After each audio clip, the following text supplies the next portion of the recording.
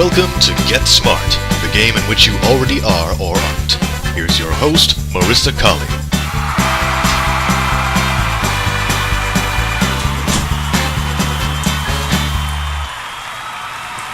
Hey guys, welcome. We've got a great show planned for you today. First, let me introduce you today's competitors. Up first, Aaron Cohn.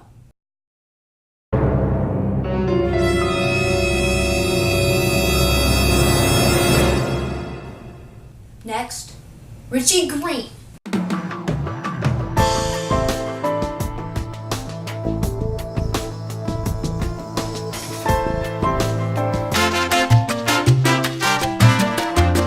Last but not least, Colin O'Neill.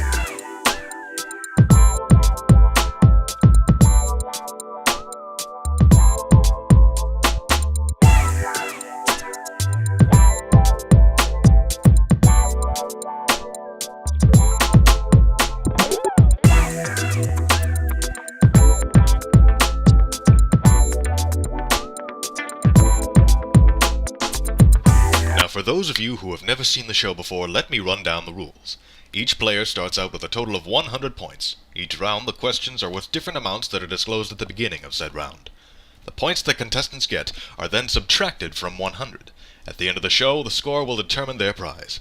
Now remember, folks, the goal is to be left with the least amount of points at the end of the game. Let's get started. The first round of questions will be worth 10 points apiece. The order in which you will go in has already been predetermined.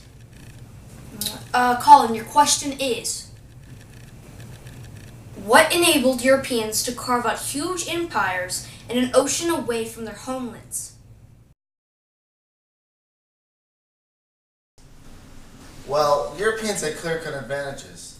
They had motives: competition, wealth, and religious motivations. They also had the technology and cure diseases that the natives were not immune to. That's correct. Aaron, your question is, what large-scale transformations did European empires generate?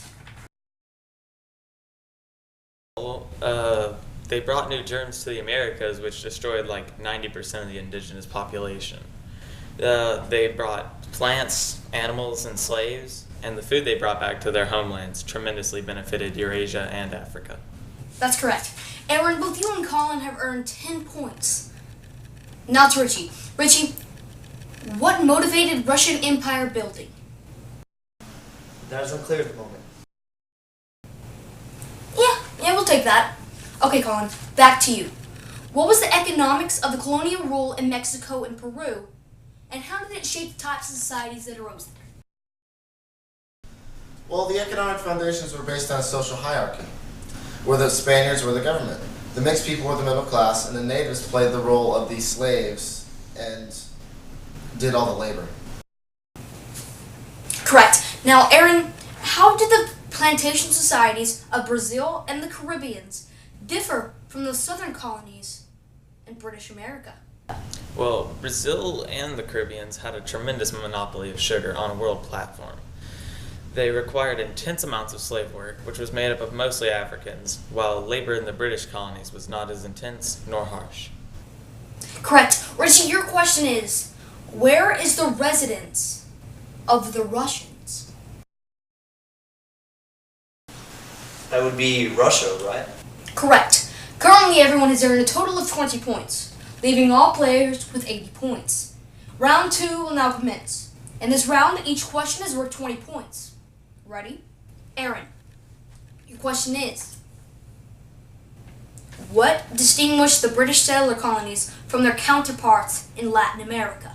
British colonies came last, and they came in much greater numbers, required less slave labor, were more educated, and were self-governed. Correct. Okay, Colin, now it's your turn. How did the Russian Empire transform from the life of its conquered people to the Russian homeland itself? Well, there were some revolts, and the serfs tried to overthrow the government. Ooh, sorry, the correct answer was Russians made the many conquered people, paid taxes, paid tribute, made alliances, and converted them to Christianity. More outsiders came to Russia. Okay, Richie, some major factors of this empire's building in this era included keeping territory. use of local elites, Chinese-style government, and religious tolerance. Where is this?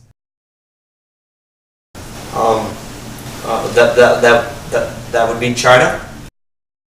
Correct. Colin, in what ways did the empires in the early modern era continue patterns of earlier empires, and in which ways did they depart?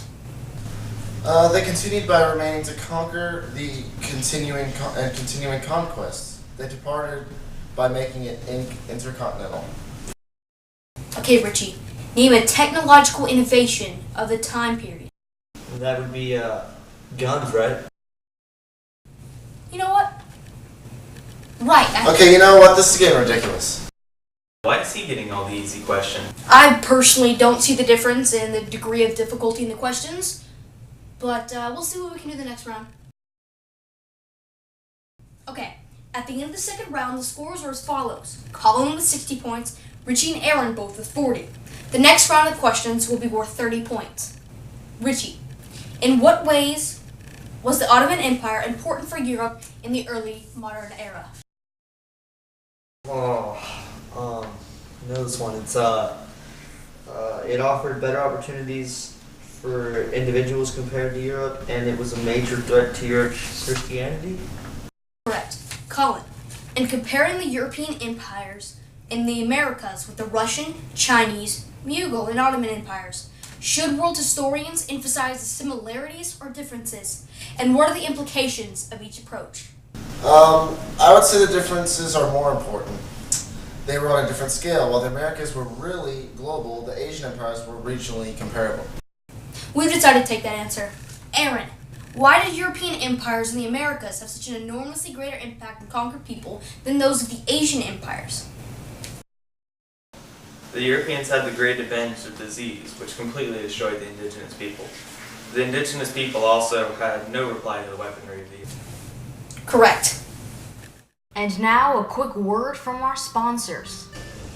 Thanks, Princeton Review, for letting me know that if I don't know the answer to a question, I can guess. Thanks, Princeton Review, for letting me know that I need to get sleep before the AP test. Thanks, Person Review, for letting me know that I'm not allowed to cheat on this test. Thanks, Princeton Review, for letting me know that I have to bring number 2 pencils to standardized tests. Thanks, Princeton Review! The score stands at Colin with 30 points, Aaron with 10, and Richie with 10. The final question will be worth up to 20 points. But unlike the other rounds, if you get the question wrong, points will be added to your final score. But you get to choose how much you're willing to wager. Everyone understand? Okay, let's begin. In what different ways was European colonial rule experienced in the Americas? You only need one example. Colin? Europeans had the great advantage of disease, which destroyed the indigenous people. The indigenous people also didn't Okay, have the weapons. that leaves Colin with a final score of 10. Richie, your answer please. The European colonial rule, to me, reminds me of a story called The Puppy Who Lost His Way. You see, the world was changing, and the puppy, he was getting bigger. So, you see, the puppy was like Europe in that they were both lost in the woods, and the little boy, society, knew where to find them. Except that the puppy was a dog, but Europe, my friends, Europe was revolutionary.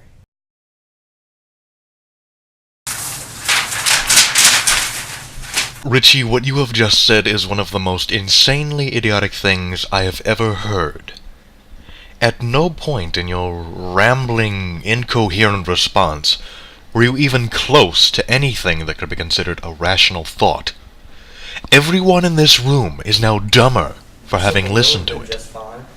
I award you no points, and may God have mercy on your soul. If you'll please follow me this way, I'll lead you to your prizes.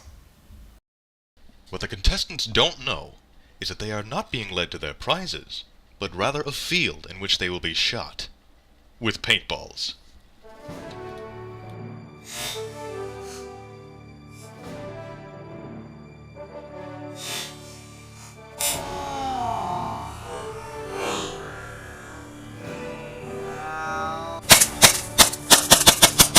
I would move your hands. Yeah, do this.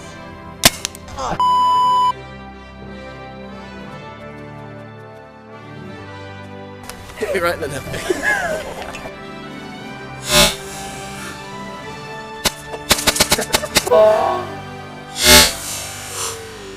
Yo.